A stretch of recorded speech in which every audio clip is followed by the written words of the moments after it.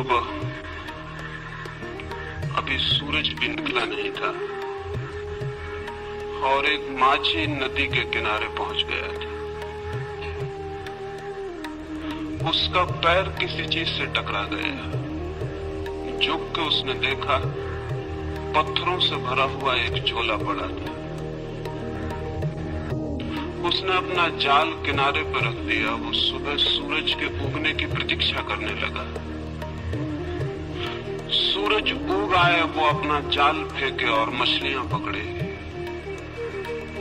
वो जो झोला उसे पड़ा हुआ मिल गया था, जिसमें वो एक एक पत्थर निकाल के शांत नदी में फेंकने लगा।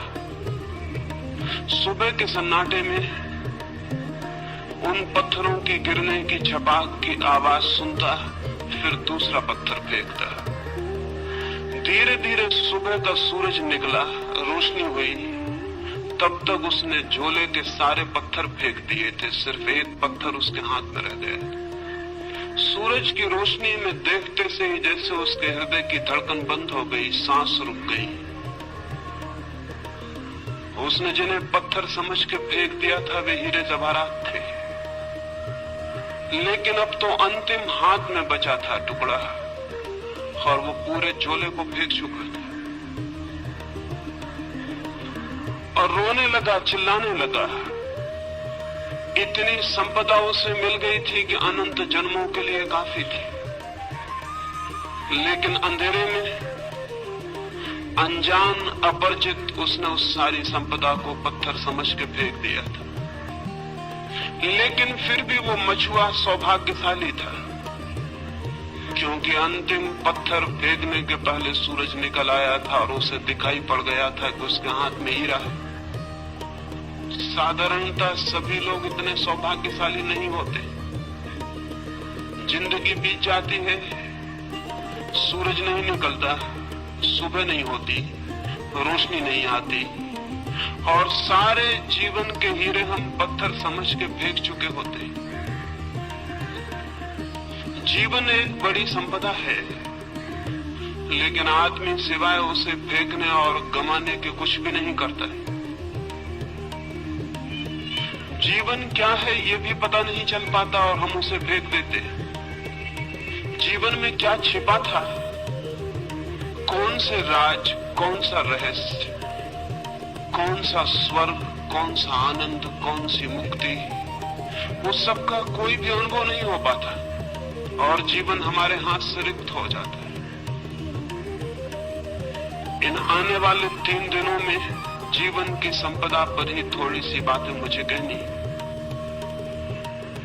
लेकिन जो लोग जीवन की संपदा को पत्थर मानकर बैठ गए हैं, वे कभी आंख खोलकर देख पाएंगे कि जिन्हें उन्होंने पत्थर समझा है वे हीरे माणिक हैं। ये बहुत कठिन है। और जिन लोगों ने जीवन को पत्थर मान के फेंकने में ही समय गंवा दिया है, अगर आज उनसे कोई कहने जाए कि जिन्हें तुम पत्थर समझ के फेंक रहे थे वहां हीरे मोती भी थे, तो वे नाराज होंगे, क्रोध से भर जाएंगे।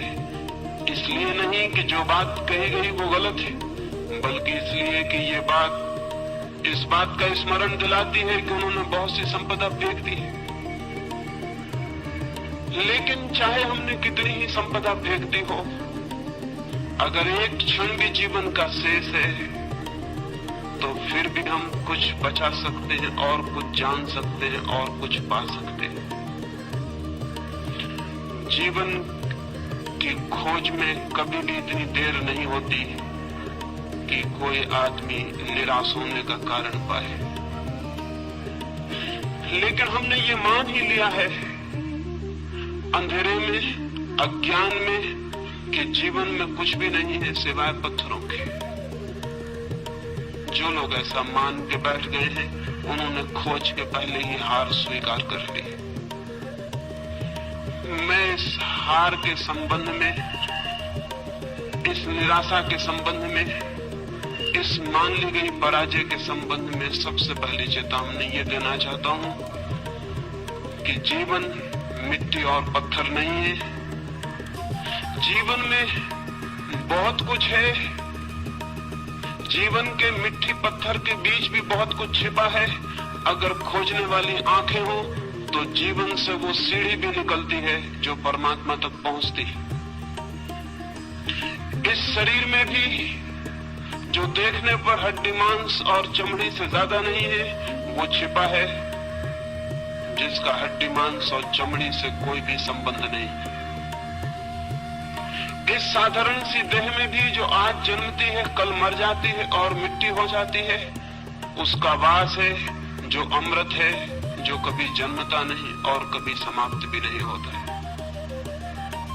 रूप के भीतर अरूप छिपा है और दृश्य के भीतर अदृश्य का वास है और मृत्यु के कुहासे में अमृत की ज्योति छिपी हुई है। मृत्यु के धुएं में अमृत की लौ भी छिपी हुई है, वो फ्लेम, वो ज्योति भी छिपी हुई है जिसकी कोई मृत्यु नहीं। लेकिन हम धुएं को देखकर ही वापस लौट आते हैं और ज्योति को नहीं खोज पाते। या जो लोग थोड़ी हिम्मत करते हैं वे धुएं में ही खो जाते हैं और ज्योति तक नहीं पहुंच पाते। ये यात्रा कैसे हो सकती है कि हम धुएं के भीतर छिपी हुई ज्योति को जान सके, शरीर के भीतर छिपी हुई आत्मा को पहचान सके, प्रकृति के भीतर छिपे हुए परमात्मा के दर्शन कर सके? ये कैसे हो सकता है? उस संबंध में ही 3 चरणों में मुझे बात करनी। पहली बात, हमने जीवन के संबंध में ऐसे दृष्टिकोण बना लिए हैं, हमने जीवन के संबंध में ऐसी धारणाएं बना ली है, हमने जीवन के संबंध में ऐसा फलसफा खड़ा कर रखा है। उस दृष्टिकोण और धारणा के कारण ही जीवन के सत्य को देखने से हम वंचित रह जाते हैं। हमने मान ही लिया है कि जीवन क्या है, बिना खोजे, बिना पहचाने, बिना जिज्ञासा किए हमने जीवन के संबंध में कोई निश्चित बात ही समझ रखी। हजारों वर्षों से हमें एक ही बात मंत्र की तरह पढ़ाई जा रही है कि जीवन असार है, जीवन व्यर्थ है, जीवन दुख है। सम्मोहन की तरह हमारे प्राणों पर यह मंत्र दोहराया गया है कि जीवन व्यर्थ है, जीवन असार है, जीवन दुख है, जीवन छोड़ देने योग्य है। ये बात सुन सुन के धीरे धीरे हमारे प्राणों में पत्थर की तरह मजबूत होकर बैठ गई। इस बात के कारण जीवन असार दिखाई पड़ने लगा है, जीवन दुख दिखाई पड़ने लगा है। इस बात के कारण जीवन ने सारा आनंद, सारा प्रेम, सारा सौंदर्य खो दिया है। मनुष्य एक कुरूपता बन गया है, मनुष्य एक दुख का अड्डा बन गया है। और जब हमने ये मान ही लिया है कि जीवन व्यर्थ है, असार है, तो उसे सार्थक बनाने की सारी चेष्टा भी बंद हो गई हो तो आश्चर्य नहीं। अगर हमने ये मान ही लिया है कि जीवन एक कुरूपता है तो उसके भीतर सौंदर्य की खोज कैसे हो सकती? और अगर हमने ये मान ही लिया है कि जीवन सिर्फ छोड़ देने योग्य है तो जिसे छोड़ ही देना है उसे सजाना, उसे खोजना, उसे निखारना, इसकी कोई भी जरूरत नहीं है। हम जीवन के साथ वैसा व्यवहार कर रहे हैं जैसा कोई आदमी स्टेशन पर विश्रामालय के साथ व्यवहार करता है, वेटिंग रूम के साथ व्यवहार करता है। वो जानता है कि क्षण भर हम इस वेटिंग रूम में ठहरे हुए हैं, क्षण भर बाद छोड़ देना है। इस वेटिंग रूम से प्रयोजन क्या है, अर्थ क्या है? वो वहाँ मूंगफली के छिलके भी डालता है, पान भी थूक देता है, गंदा भी करता है और फिर भी सोचता है मुझे क्या प्रयोजन है, क्षण भर बाद मुझे चले जाना है। जीवन के संबंध में भी हम इसी तरह का व्यवहार कर रहे हैं। जहाँ से हमें क्षण भर बाद चले जाना है वहाँ सुंदर और सत्य की खोज और निर्माण करने की जरूरत क्या है? लेकिन मैं आपसे कहना चाहता हूँ, जिंदगी जरूर हमें छोड़ के चले जाना है, लेकिन जो असली जिंदगी है उसे हमें कभी भी छोड़ने का कोई उपाय नहीं। हम ये घर छोड़ देंगे, ये स्थान छोड़ देंगे, लेकिन जो जिंदगी का सत्य है वो सदा हमारे साथ होगा, वो हम स्वयं हैं। स्थान बदल जाएंगे, मकान बदल जाएंगे, लेकिन जिंदगी हमारे साथ होगी, उसके बदलने का कोई उपाय नहीं। और सवाल ये नहीं है कि जहां हम ठहरे थे उसे हमने सुंदर किया था, जहां हम रुके थे वहां हमने प्रीतिकर हवा पैदा की थी, जहां हम 2 क्षण को ठहरे थे वहां हमने आनंद का गीत गाया था। सवाल ये नहीं है कि वहां आनंद का गीत हमने गाया था, सवाल ये है कि जिसने आनंद का गीत गाया था उसने भीतर आनंद के और बड़े संभावनाओं के द्वार खोल लिए। जिसने उस मकान को सुंदर बनाया था उसने और बड़े सौंदर्य को पाने की क्षमता उपलब्ध कर ली। जिसने 2 क्षण उस वेटिंग रूम में भी प्रेम के बिताए थे उसने और बड़े प्रेम को पाने की पात्रता अर्जित कर ली। हम जो करते हैं उसी से हम निर्मित होते हैं। हमारा कृत्य अंततः हमें निर्मित करता है, हमें बनाता है। हम जो करते हैं वही धीरे धीरे हमारे प्राण और हमारी आत्मा का निर्माता हो जाता है। जीवन के साथ हम क्या कर रहे हैं इस पर निर्भर करेगा कि हम कैसे निर्मित हो रहे हैं। जीवन के साथ हमारा क्या व्यवहार है इस पर निर्भर होगा कि हमारी आत्मा किन दिशाओं में यात्रा करेगी, किन मार्गों पर जाएगी, किन नए जगतों की खोज करेगी। जीवन के साथ हमारा व्यवहार हमें निर्मित करता है। ये अगर स्मरण हो तो शायद जीवन को आसार व्यर्थ मानने की दृष्टि हमें भ्रांत मालूम पड़े, तो शायद हमें जीवन को दुखपूर्ण मानने की बात गलत मालूम पड़े, तो शायद हमें जीवन से विरोधी रुख अधार्मिक मालूम पड़े। लेकिन अब तक धर्म के नाम पर जीवन का विरोधी सिखाया गया है। सच तो यह है कि अब तक का सारा धर्म मृत्युवादी है, जीवनवादी नहीं। उसकी दृष्टि में मृत्यु के बाद जो है वही महत्वपूर्ण है, मृत्यु के पहले जो है वो महत्वपूर्ण नहीं। अब तक के धर्म की दृष्टि में मृत्यु की पूजा है, जीवन का सम्मान नहीं। जीवन के फूलों का आदर नहीं, मृत्यु के कुम्हला गए, जा चुके, मिट गए फूलों की कब्रों की प्रशंसा और श्रद्धा है। अब तक का सारा धर्म चिंतन करता है मृत्यु के बाद क्या है, स्वर्ग मोक्ष। मृत्यु के पहले क्या है उससे आज तक के धर्म को जैसे कोई संबंध नहीं रहा। और मैं आपसे कहना चाहता हूं मृत्यु के पहले जो है अगर हम उसे ही संभालने में असमर्थ हैं तो मृत्यु के बाद जो है उसे हम संभालने में कभी भी समर्थ नहीं हो सकते। मृत्यु के पहले जो है अगर वही व्यर्थ छूट जाता है तो मृत्यु के बाद कभी भी सार्थकता की कोई गुंजाइश, कोई पात्रता हम अपने में पैदा नहीं कर सकेंगे। मृत्यु की तैयारी भी इस जीवन में जो आज पास है, मौजूद है, उसके द्वारा करनी। मृत्यु के बाद भी अगर कोई लोक है तो उस लोक में हमें उसी का दर्शन होगा जो हमने जीवन में अनुभव किया है और निर्मित किया है। लेकिन जीवन को भुला देने की, जीवन को विस्मरण कर देने की बात ही अब तक कही गई। मैं आपसे कहना चाहता हूँ जीवन के अतिरिक्त न कोई परमात्मा है, न हो सकता है। मैं आपसे ये भी कहना चाहता हूँ जीवन को साध लेना ही धर्म की साधना है और जीवन में ही परम सत्य को अनुभव कर लेना मोक्ष को उपलब्ध कर लेने की पहली सीढ़ी। जो जीवन को ही चूक जाता है वो और सब भी चूक जाएगा, ये निश्चित है। लेकिन अब तक का रुख उल्टा रहा है। वो रुख कहता है जीवन को छोड़ो, वो रुख कहता है जीवन को त्यागो। वो ये नहीं कहता कि जीवन में खोजो, वो ये नहीं कहता कि जीवन को जीने की कला सीखो, वो ये भी नहीं कहता कि जीवन को जीने के ढंग पर निर्भर करता है कि जीवन कैसा मालूम पड़ेगा।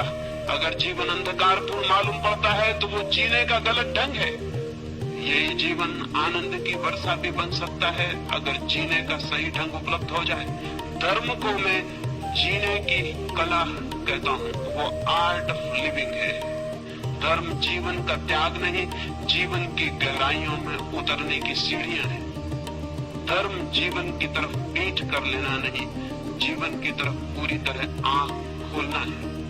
धर्म जीवन से भागना नहीं, जीवन को पूरा आलिंगन में लेने का नाम है। धर्म है जीवन का पूरा साक्षात्कार।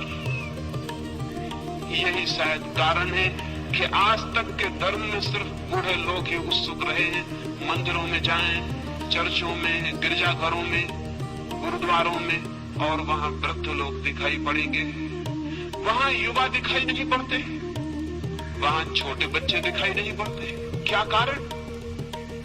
एक ही कारण है, अब तक का हमारा धर्म सिर्फ बूढ़े का धर्म है। उन लोगों का धर्म है जिनकी मौत करीब आ गई और अब जो मौत से भयभीत हो गए हैं और मौत के बाद के चिंतन के संबंध में आतुर हैं और जानना चाहते हैं कि मौत के बाद क्या है। जो धर्म मौत पर आधारित है वो धर्म पूरे जीवन को कैसे प्रभावित कर सकेगा? जो धर्म मौत का चिंतन करता है वो पृथ्वी को धार्मिक कैसे बना सकेगा? वो नहीं बना सका। 5000 वर्षों की धार्मिक शिक्षा के बाद भी पृथ्वी रोज अधार्मिक से अधार्मिक होती चली गई। मंदिर है, मस्जिद है, चर्च है, पुजारी है, पुरोहित है, सन्यासी है, लेकिन पृथ्वी धार्मिक नहीं हो सकी है और नहीं हो सकेगी, क्योंकि धर्म का आधार ही गलत है।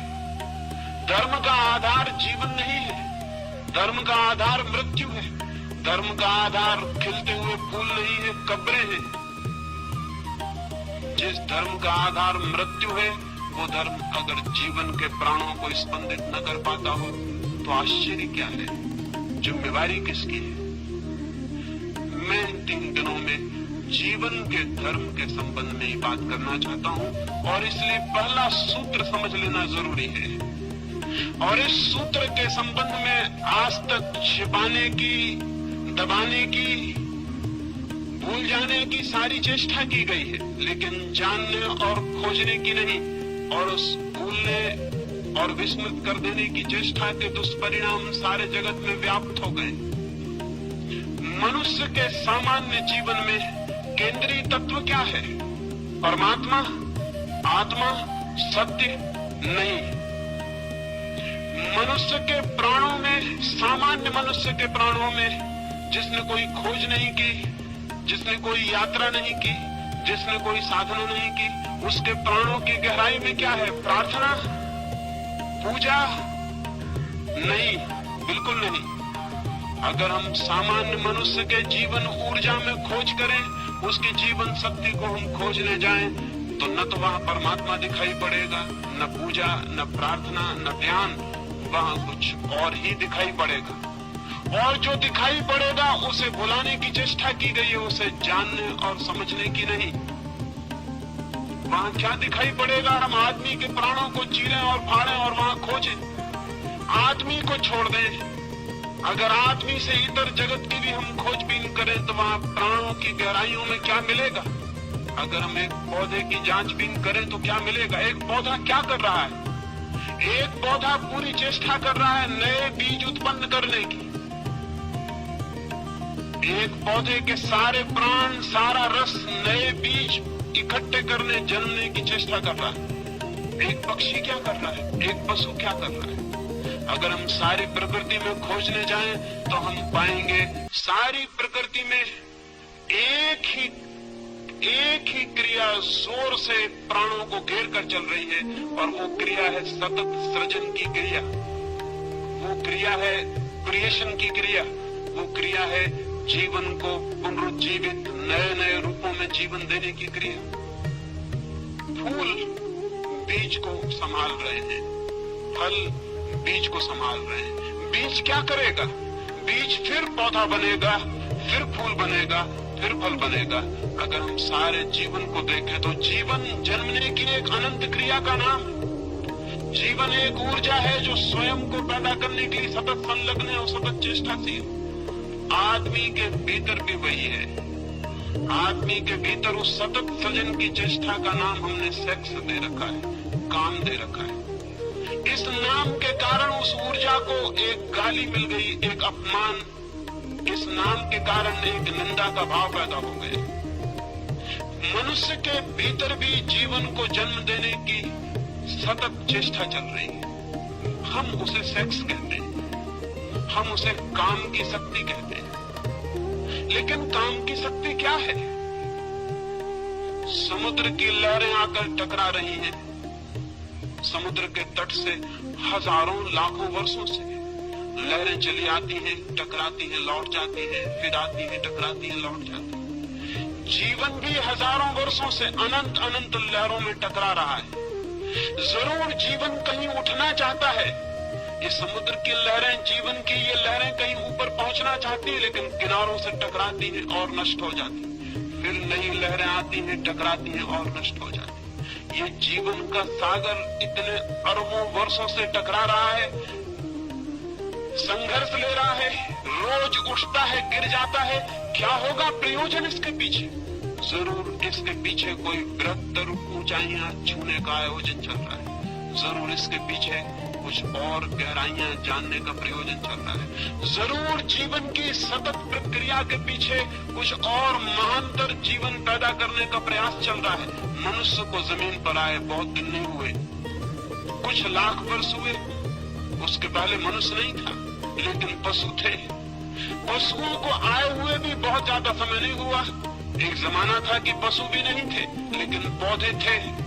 पौधों को आए भी बहुत समय नहीं हुआ। एक समय था कि पौधे भी नहीं थे, पत्थर थे, पहाड़ थे, नदियां थी, सागर था। पत्थर, पहाड़, नदियों की वो जो दुनिया थी, वो किस बात के लिए पीड़ित थी? वो पौधों को पैदा करना चाहती थी। पौधे धीरे धीरे पैदा हुए, जीवन ने एक नया रूप लिया, पृथ्वी हरियाली से भर गई, फूल खिले। लेकिन पौधे भी अपने में तृप्त नहीं थे। वे सतत जीवन को जन्म देते रहे, उनकी भी कोई चेष्टा चल रही थी। वे पशुओं को, पक्षियों को जन्म देना चाहते थे। पशु पक्षी पैदा हुए। हजारों लाखों वर्षों तक पशु पक्षियों से भरा हुआ था ये जगत, लेकिन मनुष्य का कोई पता न था। पशुओं और पक्षियों के प्राणों के भीतर निरंतर मनुष्य भी निवास कर रहा था, पैदा होने की चेष्टा कर रहा था। फिर मनुष्य पैदा हुआ। अब मनुष्य किस लिए है? मनुष्य निरंतर नए जीवन को पैदा करने के लिए आतुर है। हम उसे सेक्स कहते हैं, हम उसे काम की वासना कहते हैं, लेकिन उस वासना का मूल अर्थ क्या है? मूल अर्थ इतना है, मनुष्य अपने पर समाप्त नहीं होना चाहता, आगे भी जीवन को पैदा करना चाहता। लेकिन क्यों? क्या मनुष्य के प्राणों में मनुष्य से ऊपर किसी सुपरमैन को, किसी महामानव को पैदा करने की कोई चेष्टा चल रही? निश्चित ही चल रही। निश्चित ही मनुष्य के प्राण इस चेष्टा में संलग्न है कि मनुष्य से श्रेष्ठतर जीवन जन्म पा सके, मनुष्य से श्रेष्ठतर प्राणी आविर्भूत हो सके। नीत्शे से लेकर अरविंद तक, पतंजलि से लेकर बर्ट्रैंड रसल तक, सारे मनुष्यों के प्राणों में एक कल्पना, एक सपने की तरह बैठी रही कि मनुष्य से बड़ा प्राणी कैसे पैदा हो सके। लेकिन मनुष्य से बड़ा प्राणी पैदा कैसे होगा? हमने तो हजारों वर्ष से इस पैदा होने की कामना को ही निंदित कर रखा है। हमने तो सेक्स को सिवाय गाली के आज तक दूसरा कोई सम्मान नहीं दिया। हम तो बात करने में भयभीत होते हैं। हमने तो सेक्स को इस भांति छिपा के रख दिया है जैसे वो है ही नहीं, जैसे उसका जीवन में कोई स्थान नहीं है। जबकि सच्चाई ये है कि उससे ज्यादा महत्वपूर्ण मनुष्य के जीवन में और कुछ भी नहीं। लेकिन उसको छिपाया है, उसको दबाया है। दबाने और छिपाने से मनुष्य सेक्स से मुक्त नहीं हो गया, बल्कि मनुष्य और भी बुरी तरह से सेक्स से ग्रसित हो गया। दमन उल्टे परिणाम लाया है। शायद आप में से किसी ने एक फ्रेंच वैज्ञानिक कुएं के एक नियम के संबंध में सुना होगा। वो नियम है लॉ ऑफ रिवर्स इफेक्ट। कुएं ने एक नियम इजाद किया है, विपरीत परिणाम का नियम। हम जो करना चाहते हैं हम इस ढंग से कर सकते हैं कि जो हम परिणाम चाहते थे उससे उल्टा परिणाम हो जाए। एक आदमी साइकिल चलाना सीखता है, बड़ा रास्ता है, चौड़ा रास्ता है, एक छोटा सा पत्थर रास्ते के किनारे पड़ा हुआ है। वो साइकिल चलाने वाला घबराता है कि मैं कहीं उस पत्थर से न टकरा जाऊं। अब इतना चौड़ा रास्ता है कि अगर आंख बंद कर भी वो चलाए तो पत्थर से टकराना आसान बात नहीं है। इसके 100 में एक ही मौके है कि वो पत्थर से टकराए। इतने चौड़े रास्ते पर कहीं से भी निकल सकता है, लेकिन वो देख के घबराता है कहीं मैं पत्थर से टकरा ना जाऊं। और जैसे ही वो घबराता है मैं पत्थर से न टकरा जाऊं, सारा रास्ता विलीन हो गया, सिर्फ पत्थर ही दिखाई पड़ने लगता है उसे। अब उसकी साइकिल का चाक पत्थर की तरफ मुड़ने लगता है। वो हाथ पैर से घबराता है, उसकी सारी चेतना उस पत्थर को ही देखने लगती है और एक सम्मोहित हिप्नोटाइज्ड आदमी की तरह वो पत्थर की तरफ खींचा जाता है और जाके पत्थर से टकरा जाता है। नया साइकिल सीखने वाला उसी से टकरा जाता है जिससे बचना चाहता है। लैंप पोस्ट से टकरा जाता है, पत्थर से टकरा जाता है। इतना बड़ा रास्ता था कि अगर कोई निशानेबाज ही चलाने की कोशिश करता तो उस पत्थर से टकरा सकता था, लेकिन ये सिक्खड़ आदमी कैसे उस पत्थर से टकरा गया? वो कहता है हमारी चेतना का एक नियम है, लॉ ऑफ रिवर्स इफेक्ट। हम जिस चीज से बचना चाहते हैं चेतना उसी पर केंद्रित हो जाती है और परिणाम में हम उसी से टकरा जाते हैं। 5000 वर्षों से आदमी सेक्स से बचना चाह रहा है और परिणाम इतना हुआ है कि गली कूचे हर जगह जहां भी आदमी जाता है वहीं सेक्स से टकरा जाता है। लॉ ऑफ रिवर्स इफेक्ट मनुष्य की आत्मा को पकड़े हुए। क्या कभी आपने ये सोचा कि आप चित्त को जहां से बचाना चाहते हैं चित्त वहीं आकर्षित हो जाता है, वहीं निमंत्रित हो जाता है? जिन लोगों ने मनुष्य को सेक्स के विरोध में समझाया उन लोगों ने ही मनुष्य को कामुक बनाने का जिम्मा भी अपने ऊपर ले लिया। मनुष्य की अति कामुकता गलत शिक्षाओं का परिणाम है और आज भी हम भयभीत होते हैं कि सेक्स की बात न की जाए। क्यों भयभीत होते हैं? भयभीत इसलिए होते हैं कि हमें डर है कि सेक्स के संबंध में बात करने से लोग और कामुक हो जाएंगे। मैं आपको कहना चाहता हूं ये बिल्कुल ही गलत भ्रम है, ये 100% गलत है। पृथ्वी उसी दिन सेक्स से मुक्त होगी जब हम सेक्स के संबंध में सामान्य स्वस्थ बातचीत करने में समर्थ हो जाएंगे। जब हम सेक्स को पूरी तरह से समझ सकेंगे तो ही हम सेक्स का अतिक्रमण कर सकेंगे। जगत में ब्रह्मचर्य का जन्म हो सकता है, मनुष्य सेक्स के ऊपर उठ सकता है, लेकिन सेक्स को समझकर, सेक्स को पूरी तरह पहचानकर, उस ऊर्जा के पूरे अर्थ, मार्ग, व्यवस्था को जानकर उससे मुक्त हो सकता है। आंखें बंद कर लेने से कोई कभी मुक्त नहीं हो सकता।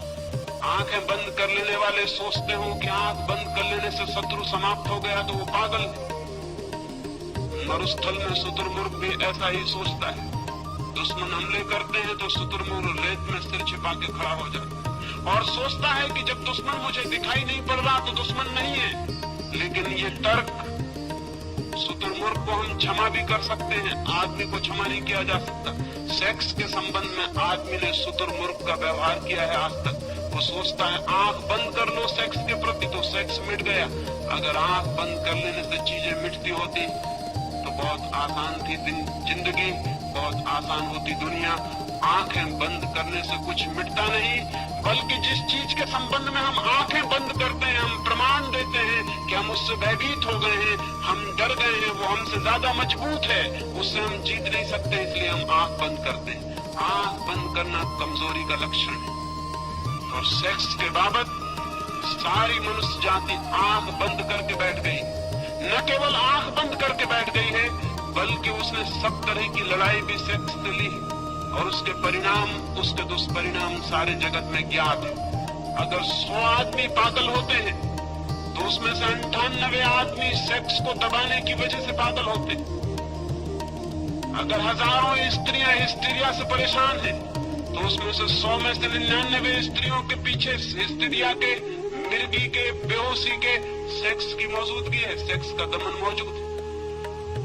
अगर आदमी इतना बेचैन, अशांत, इतना दुखी और पीड़ित है तो इस पीड़ित होने के पीछे उसने जीवन की एक बड़ी शक्ति को बिना समझे उसकी तरफ पीठ खड़ी कर ली है, उसका कारण और परिणाम उल्टे आते हैं। अगर हम मनुष्य का साहित्य उठाकर देखें, अगर किसी देवलोक से कभी कोई देवता आए या चंद्रलोक से या मंगल ग्रह से कभी कोई यात्री आए और हमारी किताबें पढ़े, हमारा साहित्य देखे, हमारी कविताएं पढ़े, हमारे चित्र देखे तो बहुत हैरान हो जाएगा।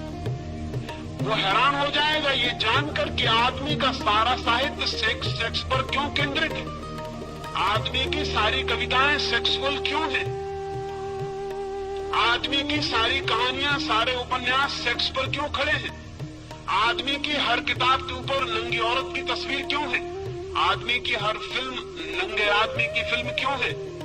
वो आदमी बहुत हैरान होगा। अगर कोई मंगल से आके हमें इस हालत में देखेगा तो बहुत हैरान होगा। वो सोचेगा आदमी सेक्स के सिवाय क्या कुछ भी नहीं सोचता। और आदमी से अगर पूछेगा, बातचीत करेगा तो बहुत हैरान हो जाएगा। आदमी बातचीत करेगा आत्मा की, परमात्मा की, स्वर्ग की, मोक्ष की, सेक्स की कभी कोई बात नहीं करेगा। और उसका सारा व्यक्तित्व चारों तरफ से सेक्स से भरा हुआ है। वो मंगल ग्रह का वासी तो बहुत हैरान होगा। वो कहेगा बातचीत कभी नहीं की जाती जिस चीज की, उसको चारों तरफ से तृप्त करने के हजार हजार पागल कोष से क्यों की जा रही। आदमी को हमने परवर्ट किया है, विकृत किया है, और अच्छे नामों के आधार पर विकृत किया है। ब्रह्मचर्य की बात हम करते हैं, लेकिन कभी इस बात की चेष्टा नहीं करते कि पहले मनुष्य की काम की ऊर्जा को समझा जाए, फिर उसे रूपांतरित करने के प्रयोग भी किए जा सकते हैं। बिना उस ऊर्जा को समझे दमन की, संयम की सारी शिक्षा मनुष्य को पागल, विक्षिप्त और रुग्ण करेगी। इस संबंध में कोई भी ध्यान नहीं। ये मनुष्य इतना रुग्ण, इतना दीनहीन कभी भी ना था, इतना विषाक्त भी ना था, इतना पॉइजनस भी ना था, इतना दुखी भी ना था। मैंने एक अस्पताल के पास से मैं निकलता था, मैंने एक तख्ते पर अस्पताल की एक सूचना लिखी हुई पढ़ी। लिखा था उस तख्ते पर, एक आदमी को बिच्छू ने काटा, उसका इलाज किया गया, वो एक दिन में ठीक होकर घर वापस चला गया। एक दूसरे आदमी को सांप ने काटा था, उसका 3 दिन में इलाज किया गया, वो स्वस्थ होकर घर वापस लौट गया। उस पर तीसरी सूचना थी कि एक और आदमी को पागल कुत्ते ने काट लिया था, उसका 10 दिन से इलाज हो रहा है, वो काफी ठीक हो गया है और शीघ्र ही उसके पूरी तरह ठीक हो जाने की उम्मीद है। और उस पर एक चौथी सूचना भी थी कि एक आदमी को एक आदमी ने काट लिया था, उसे कई सप्ताह हो गए, वो बेहोश है और उसके ठीक होने की भी कोई उम्मीद नहीं। मैं बहुत हैरान हुआ, आदमी का काटा हुआ इतना जहरीला हो सकता है। लेकिन अगर हम आदमी की तरफ देखेंगे तो दिखाई पड़ेगा आदमी के भीतर बहुत जहर इकट्ठा हो गया। और उस जहर के इकट्ठे हो जाने का पहला सूत्र यह है कि हमने आदमी के निसर्ग को, उसकी प्रकृति को स्वीकार नहीं किया, उसकी प्रकृति को दबाने और जबरदस्ती तोड़ने की चेष्टा की। मनुष्य के भीतर जो शक्ति है, उस शक्ति को रूपांतरित करने की, ऊंचा ले जाने की, आकाशगामी बनाने का हमने कोई प्रयास नहीं किया। उस शक्ति के ऊपर हम जबरदस्ती कब्जा करके बैठ गए हैं। वो शक्ति नीचे से ज्वालामुखी की तरह उबल रही है और धक्के दे रही है। वो आदमी को किसी भी क्षण उल्टा देने की चेष्टा कर रही है, और इसलिए जरा सा मौका मिल जाता है तो आपको पता है सबसे पहली बात क्या होती। अगर एक हवाई जहाज गिर पड़े तो आपको सबसे पहले उस हवाई जहाज में अगर पायलट हो और आप उसके पास जाएं, उसकी लाश के पास, तो आपको पहला प्रश्न क्या उठेगा मन में? क्या आपको ख्याल आएगा ये हिंदू है या मुसलमान? नहीं। क्या आपको ख्याल आएगा कि भारतीय है कि चीनी? नहीं। आपको पहला ख्याल आएगा ये आदमी है या औरत। पहला प्रश्न आपके मन में उठेगा ये स्त्री है या पुरुष। क्या आपको ख्याल है इस बात का कि ये प्रश्न क्यों सबसे पहले ख्याल में आता है? भीतर दबा हुआ सेक्स है, उस सेक्स के दमन की वजह से बाहर स्त्रियां और पुरुष अतिशय उभर कर दिखाई पड़ते। क्या आपने कभी सोचा आप किसी आदमी का नाम भूल सकते हैं, जाति भूल सकते हैं, चेहरा भूल सकते हैं? अगर मैं आपसे मिलूं या मुझे आप मिले तो मैं सब भूल सकता हूं कि आपका नाम क्या था, आपका चेहरा क्या था, आपकी जाति क्या थी, उम्र क्या थी, आप किस पद पर थे, सब भूल सकता हूं। लेकिन कभी आपको ख्याल आया आप ये भी भूल सकें कि जिससे आप मिले थे वो आदमी थी या औरत? कभी आप भूल सके इस बात को कि जिससे आप मिले थे वो पुरुष है या स्त्री? कभी पीछे ये संदेह उठा मन में कि वो स्त्री है या पुरुष? नहीं, ये बात आप कभी भी नहीं भूल सके होंगे। क्यों? लेकिन जब सारी बातें भूल जाती हैं तो ये क्यों नहीं भूलता? हमारे भीतर मन में कहीं सेक्स बहुत अतिशय होकर बैठा है, वो 24 घंटे उबल रहा है, इसलिए सब बात भूल जाती है लेकिन ये बात नहीं भूलती। हम सतत सचेष्ट हैं। ये पृथ्वी तब तक स्वस्थ नहीं हो सकेगी जब तक आदमी और स्त्रियों के बीच ये दीवार और ये फासला खड़ा हुआ है। ये पृथ्वी तब तक कभी भी शांत नहीं हो सकेगी जब तक भीतर उबलती हुई आग है और उसके ऊपर हम जबरदस्ती बैठे हुए, उस आग को रोज दबाना पड़ता है, उस आग को प्रतिक्षण दबाए रखना पड़ता है।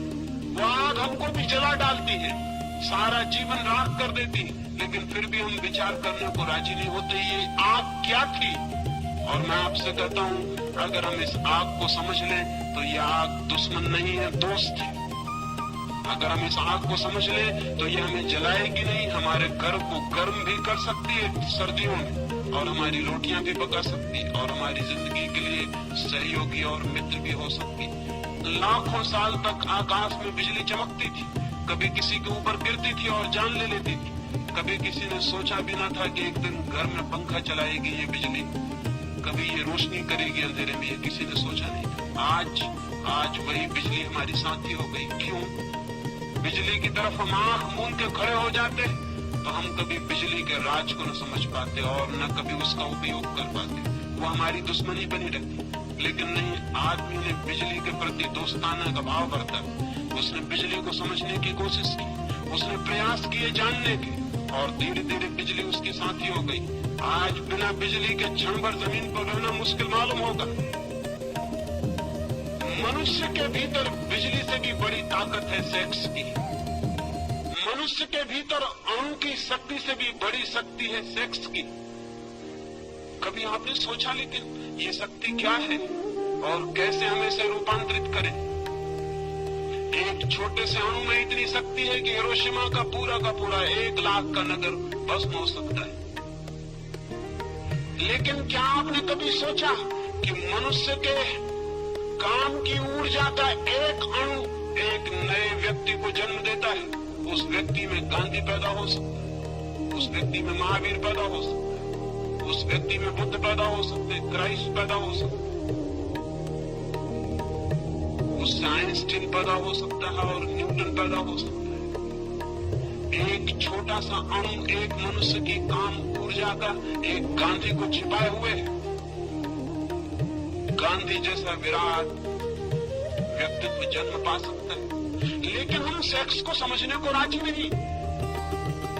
लेकिन हम सेक्स की ऊर्जा के संबंध में बात करने की हिम्मत जुटाने को राजी नहीं। कौन सा भय हमें पकड़े हुए है कि जिससे सारे जीवन का जन्म होता है, उस शक्ति को हम समझना नहीं चाहते? कौन सा डर है? कौन सी घबराहट है? मैंने पिछली बंबई की सभा में इस संबंध में कुछ बात की थी तो बड़ी घबराहट फैल गई। मुझे बहुत से पत्र पहुंचे कि आप इस तरह की बातें मत करें, इस तरह की बात ही मत करें। मैं बहुत हैरान हुआ कि इस तरह की बात क्यों न की जाए। अगर शक्ति है हमारे भीतर तो उसे जाना क्यों न जाए, उसे क्यों न पहचाना जाए, और बिना जाने पहचाने, बिना उसके नियम समझे हम उस शक्ति को और ऊपर कैसे ले जा सकते हैं?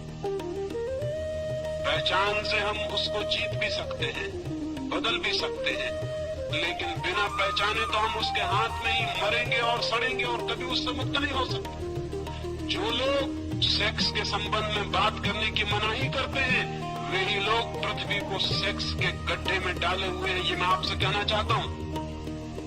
जो लोग घबराते हैं और जो समझते हैं धर्म का सेक्स से कोई संबंध नहीं, वे खुद तो पागल हैं ही, वो सारी पृथ्वी को भी पागल बनाने में सहयोगी हो रहे हैं।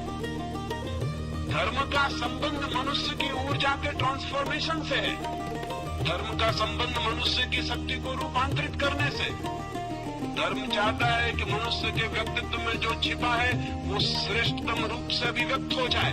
धर्म चाहता है कि मनुष्य का जीवन निम्न से उच्च की एक यात्रा बने, पदार्थ से परमात्मा तक पहुंच जाए।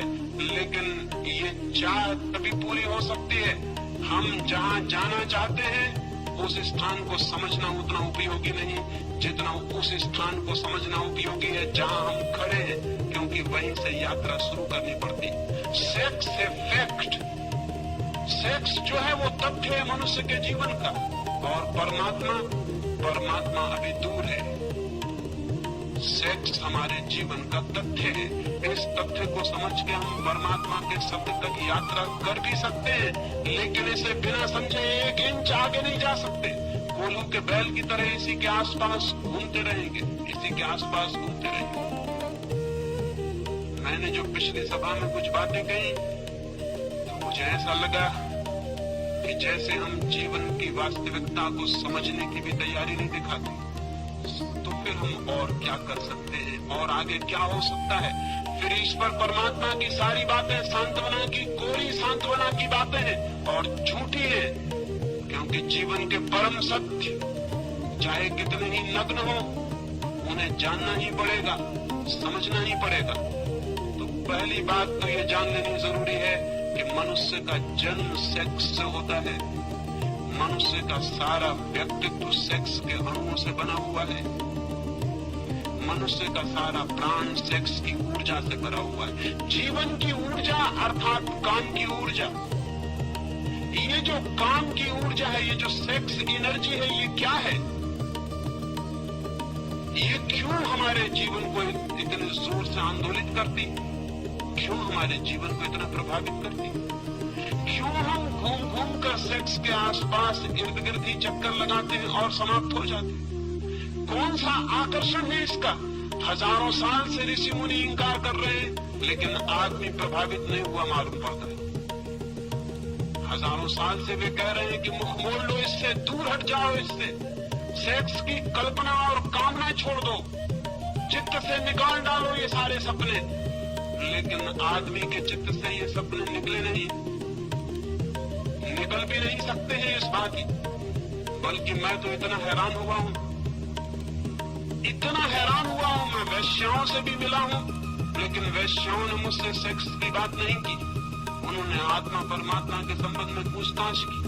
और मैं साधु सन्यासियों से भी मिलता हूं, वे जब भी अकेले में मिलते हैं तो सिवाय सेक्स के और किसी बात के संबंध में पूछताछ नहीं करते। मैं बहुत हैरान हुआ हूं इस बात को जानकर कि साधु सन्यासियों को जो निरंतर इसके विरोध में बोल रहे हैं, वे खुद भी चित्त के तल पर वहीं ग्रसित हैं, वहीं परेशान हैं।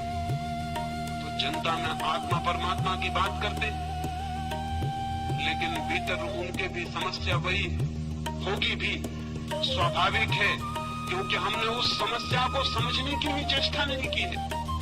हमने उस ऊर्जा के नियम भी नहीं जानने चाहे, और हमने कभी ये भी नहीं पूछा कि मनुष्य का इतना आकर्षण क्यों है, कौन सिखाता है सेक्स आपको? सारी दुनिया तो सिखाने के विरोध में सारे उपाय करती है। माँ बाप चेष्टा करते हैं कि बच्चे को पता न चल जाए, शिक्षक चेष्टा करते हैं, धर्मशास्त्र चेष्टा करते हैं, कहीं कोई स्कूल नहीं, कहीं कोई यूनिवर्सिटी नहीं। लेकिन आदमी अचानक एक दिन पाता है कि सारे प्राण काम की आतुरता से भर गए। ये कैसे हो जाता है? बिना सिखाए ये कैसे हो जाता है? सत्य की शिक्षा दी जाती है, प्रेम की शिक्षा दी जाती है, उसका तो कोई पता नहीं चलता। इस सेक्स का इतना प्रबल आकर्षण, इतना नैसर्गिक केंद्र क्या है? जरूर इसमें कोई रहस्य है और इसे समझना जरूरी है, तो शायद हम इससे मुक्त भी हो सकते हैं। पहली बात तो ये कि मनुष्य के प्राणों में सेक्स का जो आकर्षण है वो वस्तुतः सेक्स का आकर्षण नहीं है। मनुष्य के प्राणों में जो काम वासना है वो वस्तुतः काम की वासना नहीं है। इसलिए हर आदमी काम के कृत्य के बाद पछताता है, दुखी होता है, पीड़ित होता है, सोचता है कि इससे मुक्त हो जाऊं, ये क्या है? लेकिन शायद आकर्षण कोई दूसरा है, और वो आकर्षण बहुत रिलीजियस, बहुत धार्मिक अर्थ रखता है। वो आकर्षण ये है कि मनुष्य के सामान्य जीवन में सिवाय सेक्स की अनुभूति के वो कभी भी अपने गहरे से गहरे प्राण में नहीं उतर पाता है, और किसी क्षण में कभी गहरे नहीं उतरता है। दुकान करता है, धंधा करता है, यश कमाता है, पैसे कमाता है, लेकिन एक अनुभव काम का, संभोग का उसे गहरे से गहरे ले जाता है। और उसकी गहराई में दो घटनाएं घटती हैं। एक, संभोग के अनुभव में अहंकार विसर्जित हो जाता है, इगोलेसनेस पैदा हो जाता है। एक क्षण के लिए अहंकार नहीं रह जाता, एक क्षण को ये याद भी नहीं रह जाता कि मैं हूं। क्या आपको पता है, धर्म के श्रेष्ठतम अनुभव में मैं बिल्कुल मिट जाता है, अहंकार बिल्कुल शून्य हो जाता है। सेक्स के अनुभव में क्षण भर को अहंकार मिटता है, लगता है कि हूं या नहीं। एक क्षण को विलीन हो जाता है मेरा पल का भाव। दूसरी घटना घटती है, एक क्षण के लिए समय मिट जाता है, टाइमलेसनेस पैदा हो जाती है। जीसस ने कहा है समाधि के संबंध में, there shall be time no longer. समाधि का जो अनुभव है वहां समय नहीं रह जाता, वो कालातीत है। समय बिल्कुल विलीन हो जाता है, न कोई अतीत है न कोई भविष्य, शुद्ध वर्तमान रह जाता है। सेक्स के अनुभव में ये दूसरी घटना घटती है, न कोई अतीत रह जाता न कोई भविष्य, समय मिट जाता है, एक क्षण के लिए समय विलीन हो जाता है। ये धार्मिक अनुभूति के लिए सर्वाधिक महत्वपूर्ण तत्व है, ईगोलेसनेस, टाइमलेसनेस। ये दो तत्व हैं जिनकी वजह से आदमी सेक्स की तरफ आतुर होता है और पागल होता है। वो आतुरता स्त्री के शरीर के लिए नहीं है पुरुष की, न पुरुष के शरीर के लिए स्त्री की है। वो आतुरता शरीर के लिए बिल्कुल भी नहीं है, वो आतुरता किसी और ही बात के लिए। वो आतुरता है अहंकार शून्यता का अनुभव, समय शून्यता का अनुभव। लेकिन समय शून्य और अहंकार शून्य होने के लिए आतुरता क्यों है? क्योंकि जैसे ही अहंकार मिटता है आत्मा की झलक उपलब्ध होती है, जैसे ही समय मिटता है परमात्मा की झलक उपलब्ध होती है।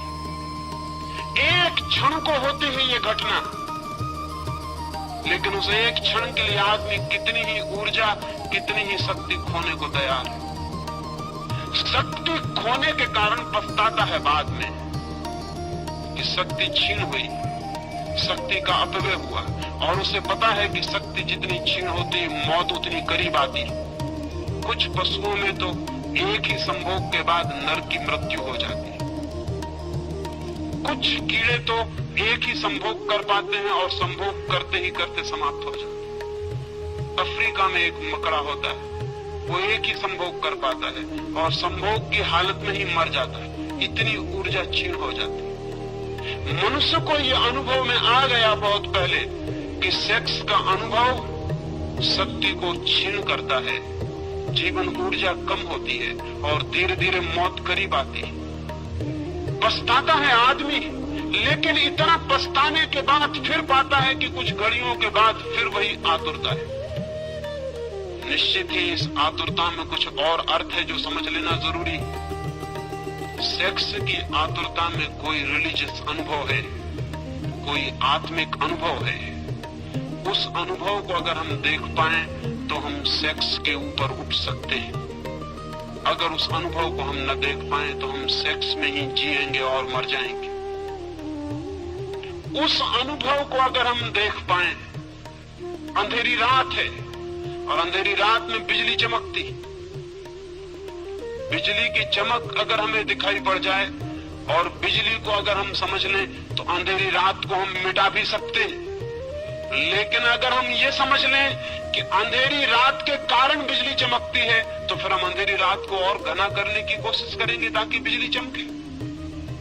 सेक्स की घटना में बिजली चमकती है, एक वो सेक्स से अतीत है, ट्रांसेंड करती है, पार से आती। उस पार के अनुभव को अगर हम पकड़ लें तो हम सेक्स के ऊपर उठ सकते हैं, अन्यथा नहीं। लेकिन जो लोग सेक्स के विरोध में खड़े हो जाते हैं वे अनुभव को समझ भी नहीं पाते कि वो अनुभव क्या है। वे कभी ये ठीक विश्लेषण भी नहीं कर पाते कि हमारी आतुरता किस चीज के लिए। मैं आपसे कहना चाहता हूं कि संभोग का इतना आकर्षण क्षणिक समाधि के लिए है, और संभोग से आप उस दिन मुक्त होंगे जिस दिन आपको समाधि बिना संभोग के मिलना शुरू हो जाएगी। उसी दिन संभोग से आप मुक्त हो जाएंगे, सेक्स से मुक्त हो जाएंगे।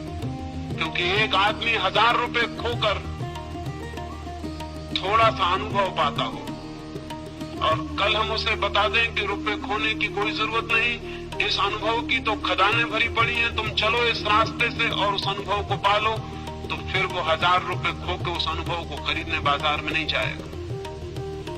सेक्स जिस अनुभूति को लाता है, अगर वो अनुभूति किन्हीं और मार्गों से उपलब्ध हो सके तो आदमी का चित्त सेक्स की तरफ बढ़ना अपने आप बंद हो जाता है, उसका चित्त एक नई दिशा लेना शुरू कर देता है। इसलिए मैं कहता हूं जगत में समाधि का पहला अनुभव मनुष्य को सेक्स के अनुभव से ही उपलब्ध हुआ है। लेकिन वो बहुत महंगा अनुभव है, वो अति महंगा अनुभव है। और दूसरे कारण है कि वो अनुभव कभी एक क्षण से ज्यादा गहरा नहीं हो सकता। एक क्षण को झलक मिलेगी और हम वापस अपनी जगह पर लौट आते। एक क्षण को किसी लोक में उठ जाते हैं, किसी गहराई पर, किसी पीक एक्सपीरियंस पर, किसी शिखर पर पहुंचना होता है और हम पहुंच भी नहीं पाते और वापस गिर जाते, जैसे समुद्र की एक लहर आकाश में उठती, उठ भी नहीं पाती, पहुंच भी नहीं पाती हवाओं में, सिर उठा भी नहीं पाती और गिरना शुरू हो जाता। ठीक हमारा सेक्स का अनुभव बार बार शक्ति को इकट्ठा करके हम उठने की चेष्टा करते हैं किसी गहरी जगत में, किसी ऊंचे जगत में। एक क्षण को हम उठ भी नहीं पाते और सब लहर बिखर जाती है, हम वापस अपनी जगह खड़े हो जाते हैं और उतनी शक्ति और ऊर्जा को गंवा देते हैं। लेकिन अगर सागर की लहर बर्फ का पत्थर बन जाए, जम जाए और बर्फ हो जाए, तो फिर उसे नीचे गिरने की कोई जरूरत नहीं। आदमी का चित्त जब तक सेक्स की तरलता में बहता है, तब तक वापस उठता है, गिरता है, उठता है, गिरता है, सारा जीवन यही करता है। और जिस अनुभव के लिए इतना तीव्र आकर्षण है, इगोलेसनेस के लिए अहंकार शून्य हो जाए, मैं आत्मा को जान लूं, समय मिट जाए और मैं उसको जान लूं जो इटर्नल है, जो टाइमलेस है, उसको जान लूं जो समय के बाहर है, अनंत और अनादि है, उसे जानने की चेष्टा में सारा जगत सेक्स के केंद्र पर घूमता रहता है। लेकिन अगर हम इस घटना के विरोध में खड़े हो जाएं सिर्फ, तो क्या होगा? तो क्या हम उस अनुभव को पालेंगे जो सेक्स से एक झलक की तरह दिखाई पड़ता? नहीं, अगर हम सेक्स के विरोध में खड़े हो जाते हैं तो सेक्स ही हमारी चेतना का केंद्र बन जाता। हम सेक्स से मुक्त नहीं होते, उससे बंध जाते, वो लॉ ऑफ रिवर्स इफेक्ट काम शुरू कर देता। फिर हम उससे बंध गए, फिर हम भागने की कोशिश करते हैं और जितनी हम कोशिश करते हैं उतने ही बंधते चले जाते हैं। एक आदमी बीमार था और बीमारी कुछ उसे ऐसी थी कि दिन रात उसे भूख लगती थी। सच तो यह है उसे बीमारी कुछ भी न थी, भोजन के संबंध में उसने कुछ विरोध की किताबें पढ़ ली थी। उसने पढ़ लिया था कि भोजन पाप है, उपवास पुण्य है, कुछ भी खाना हिंसा करना है। जितना वो ये सोचने लगा कि भोजन करना पाप है, उतना ही भूख को दबाने लगा। जितनी भूख को दबाने लगा उतनी भूख असर्ट करने लगी, जोर से प्रकट होने लगी। तो वो 2-4 दिन उपवास करता था और एक दिन पागल की तरह कुछ भी खा जाता था। जब कुछ भी खा लेता था तो बहुत दुखी होता था, क्योंकि फिर खाने की तकलीफ झेलनी पड़ती थी।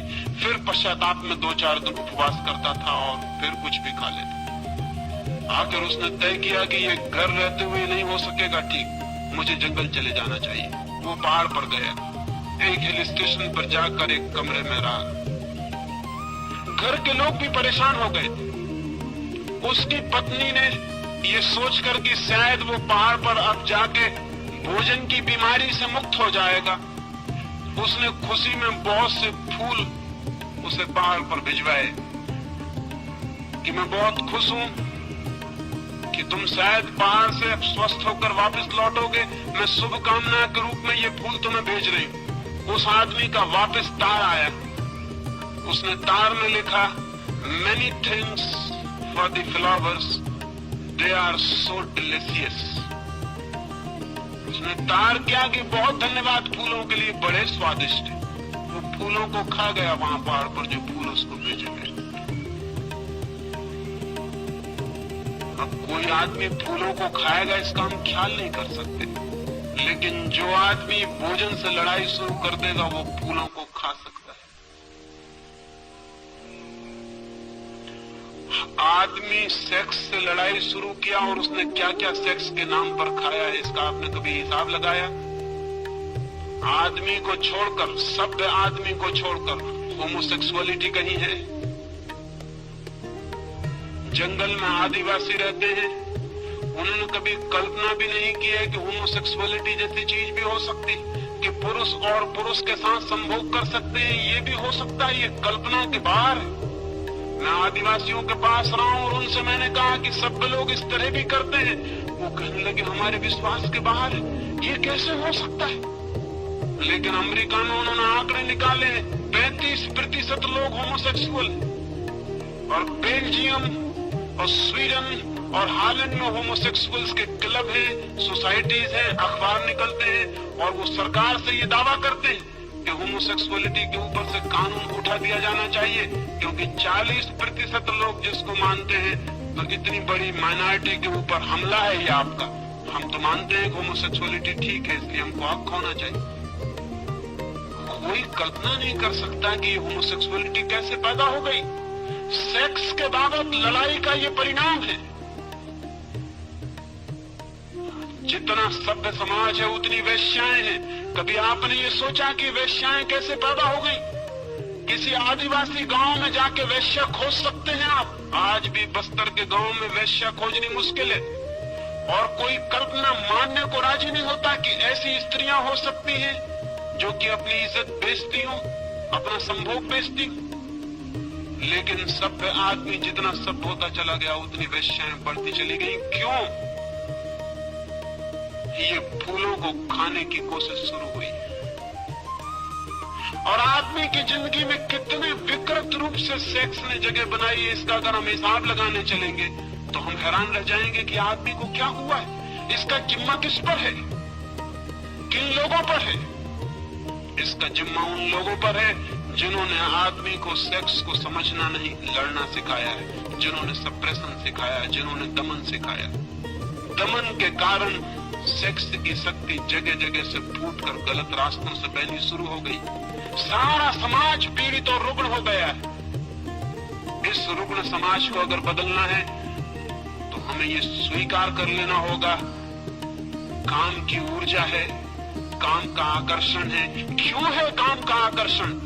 काम के आकर्षण का जो बुनियादी आधार है, उस आधार को अगर हम पकड़ लें तो मनुष्य को हम काम की जगत से ऊपर उठा सकते हैं। और मनुष्य निश्चित काम के जगत के ऊपर उठ जाए तो ही राम का जगत शुरू होता है। खजुराहो के मंदिर के सामने मैं खड़ा था, 10-5 मित्रों को लेकर वहां गया।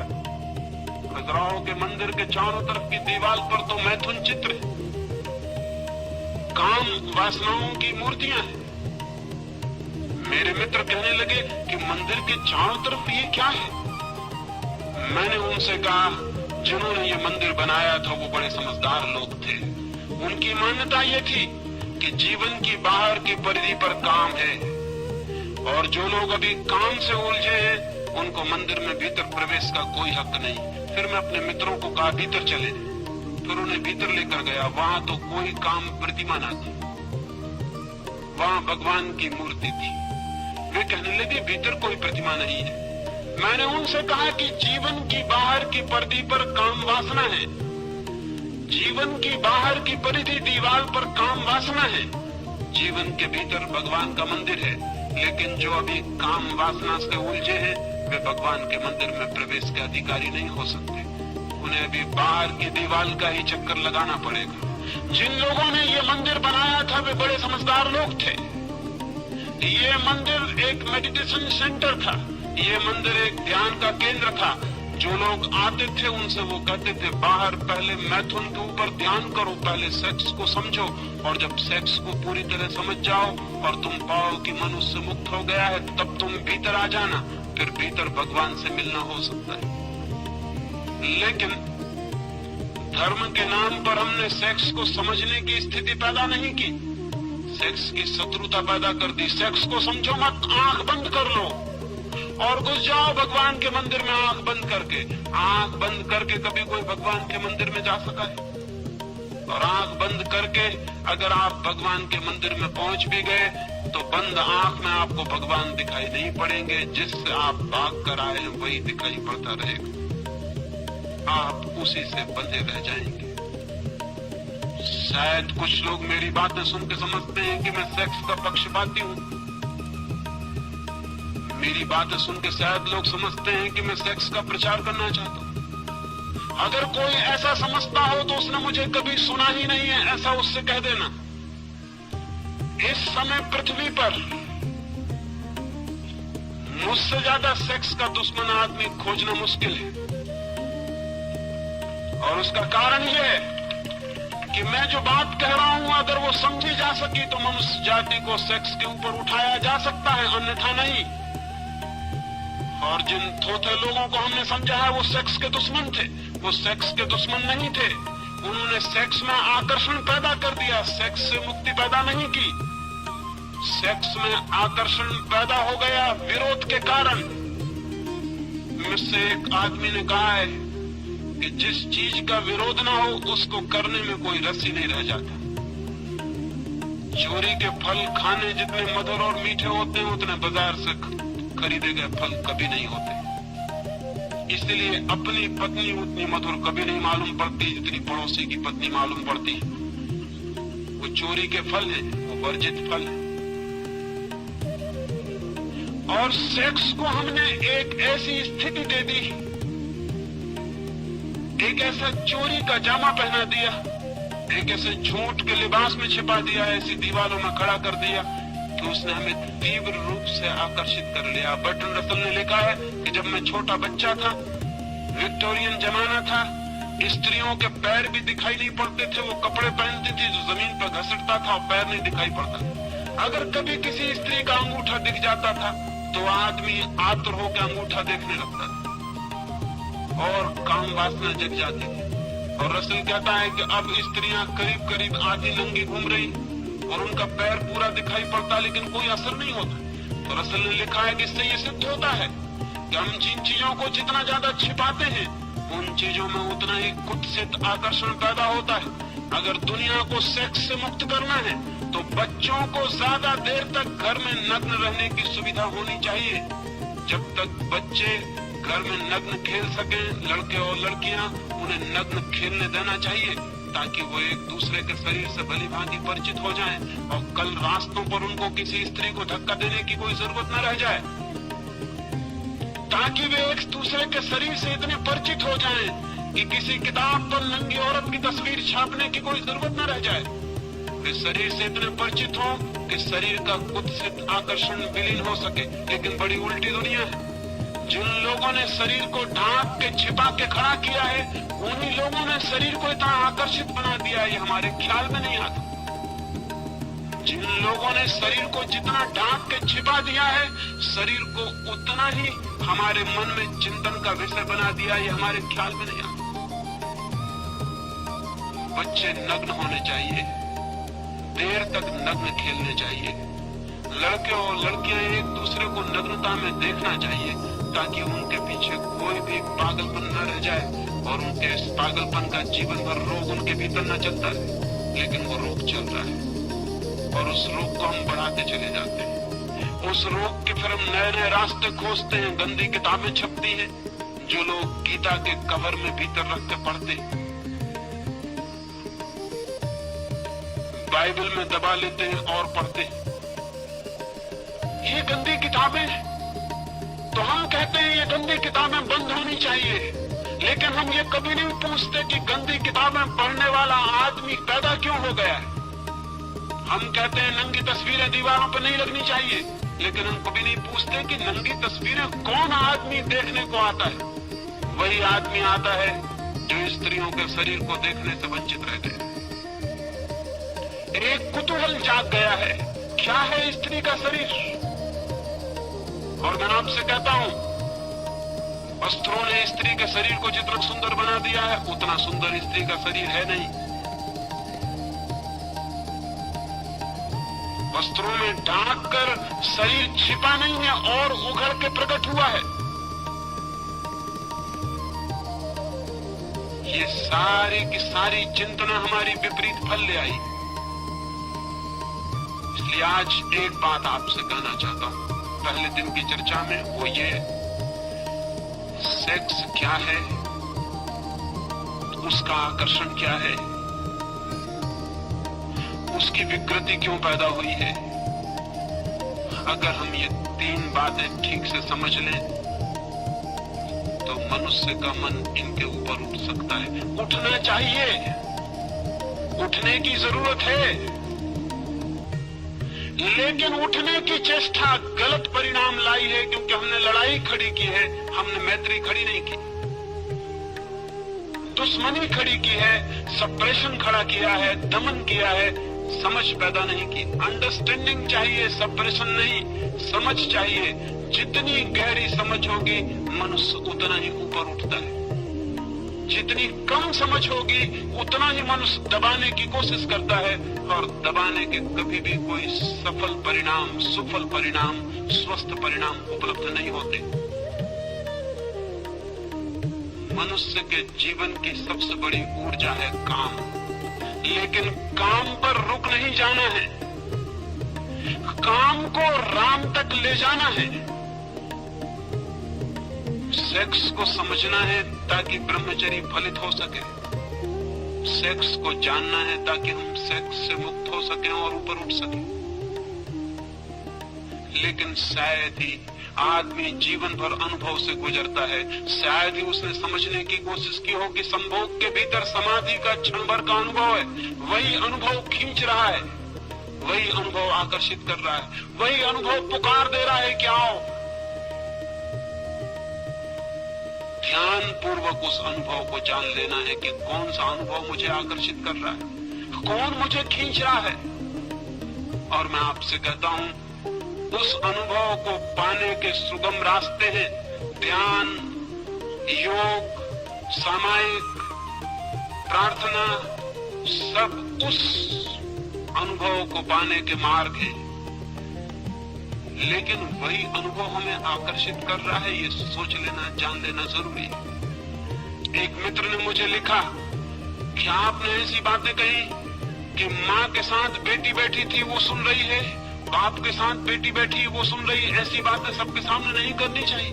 मैंने उनसे कहा आप बिल्कुल पागल हैं। अगर माँ समझदार होगी तो इसके पहले कि बेटी सेक्स की दुनिया में उतर जाए, उसे सेक्स के संबंध में अपने सारे अनुभव समझा देगी, ताकि वो अनजान, अधकच्ची, अपरिपक्व सेक्स के गलत रास्तों पर न चली जाए। अगर बाप योग्य है और समझदार है तो अपने बेटे को और अपनी बेटी को अपने सारे अनुभव बता देगा, ताकि बेटे और बेटियां गलत रास्तों पर न चले जाएं, जीवन उनके विकृत न हो जाए। लेकिन मजा यह है कि न बाप का कोई गहरा अनुभव है, न माँ का कोई गहरा अनुभव है, वे खुद भी सेक्स के तल से ऊपर नहीं उठ सके, इसलिए घबराते हैं कि कहीं सेक्स की बात सुन के बच्चे भी इसी तल में न उलझ जाएं। लेकिन मैं उनसे पूछता हूं, आप किसकी बात सुन के उलझे थे? आप अपने आप उलझ गए थे, बच्चे भी अपने आप उलझ जाएंगे। ये हो भी सकता है कि अगर उन्हें समझ दी जाए, विचार दिया जाए, बोध दिया जाए, तो शायद वे अपनी ऊर्जा को व्यर्थ करने से बच सके, ऊर्जा को बचा सके, रूपांतरित कर सके। रास्ते के किनारे पर कोयले का ढेर लगा होता है। वैज्ञानिक कहते हैं कि कोयला ही हजारों साल में हीरा बन जाता है। कोयले और हीरे में कोई रासायनिक फर्क नहीं है, कोई केमिकल भेद नहीं। कोयले के भी परमाणु वही है जो हीरे के हैं, कोयले का भी रासायनिक भौतिक संगठन वही है जो हीरे का है। हीरा कोयले का ही रूपांतरित बदला हुआ रूप है, हीरा कोयला ही है। मैं आपसे कहना चाहता हूं कि सेक्स कोयले की तरह है, ब्रह्मचर्य हीरे की तरह, लेकिन वो कोयले का ही बदला हुआ रूप है। वो कोयले का दुश्मन नहीं है हीरा, वो कोयले की ही बदलाहट है, वो कोयले का ही रूपांतरण है, वो कोयले को ही समझकर नई दिशाओं में ले गई यात्रा है। सेक्स का विरोध नहीं है ब्रह्मचर्य, सेक्स का ही रूपांतरण है, ट्रांसफॉर्मेशन है। और जो सेक्स का दुश्मन है वो कभी ब्रह्मचर्य को उपलब्ध नहीं हो सकता है। ब्रह्मचर्य की दिशा में जाना हो, और जाना जरूरी है, क्योंकि ब्रह्मचर्य का मतलब क्या है? ब्रह्मचर्य का इतना मतलब है वो अनुभव उपलब्ध हो जाए जो ब्रह्म की चर्या जैसा है, जैसा भगवान का जीवन हो वैसा जीवन उपलब्ध हो जाए। ब्रह्मचर्य यानी ब्रह्म की चर्या, ब्रह्म जैसा जीवन, परमात्मा जैसा अनुभव उपलब्ध हो जाए। वो हो सकता है अपनी शक्तियों को समझकर रूपांतरित करने से, आने वाले 2 दिनों में कैसे रूपांतरित किया जा सकता है सेक्स, कैसे रूपांतरित हो जाने के बाद काम राम के अनुभव में बदल जाता है, वो मैं आपसे बात करूंगा। और 3 दिन तक चाहूंगा कि बहुत गौर से सुन लेंगे, ताकि मेरे संबंध में कोई गलतफहमी पीछे आपको पैदा ना हो जाए। और जो भी प्रश्न हो ईमानदारी से और सच्चे उन्हें लिख के दे देंगे, ताकि आने वाले पिछले 2 दिनों में मैं उनके आपसे सीधी सीधी बात कर सकूं। किसी प्रश्न को छिपाने की जरूरत नहीं है। जो जिंदगी में सत्य है उसे छिपाने का कोई कारण नहीं। किसी सत्य से मुखरने की जरूरत नहीं है। जो सत्य है वो सत्य है, चाहे हम आंख बंद करें चाहे आंख खुली रखें। और एक बात मैं जानता हूँ, धार्मिक आदमी मैं उसको कहता हूँ जो जीवन के सारे सत्यों को सीधा साक्षात करने की हिम्मत रखता है, जो इतने कमजोर, काहिल और नपुंसक हैं कि जीवन के तथ्यों का सामना भी नहीं कर सकते। उनके धार्मिक होने की कोई उम्मीद कभी नहीं हो सकती। ये आने वाले 4 दिनों के लिए निमंत्रण देता हूँ, क्योंकि ऐसे विषय पर ये बात है कि शायद ऋषि मुनियों से आशा नहीं रही कि ऐसे विषयों पर वे बात करेंगे। शायद आपको सुनने की आदत भी नहीं होगी, शायद आपका मन डरेगा, लेकिन फिर भी मैं चाहूंगा कि इन 5 दिनों आप ठीक से सुनने की कोशिश करेंगे। ये हो सकता है कि काम की समझ आपको राम के मंदिर के भीतर प्रवेश दिला दे। आकांक्षा मेरी यही है, परमात्मा करे वो आकांक्षा पूरी हो। मेरी बातों को इतने प्रेम और शांति से सुना, उसके लिए अनवरत हूँ। और अंत में सबके भीतर बैठे हुए परमात्मा को प्रणाम करता हूँ। मेरे प्रणाम स्वीकार करें।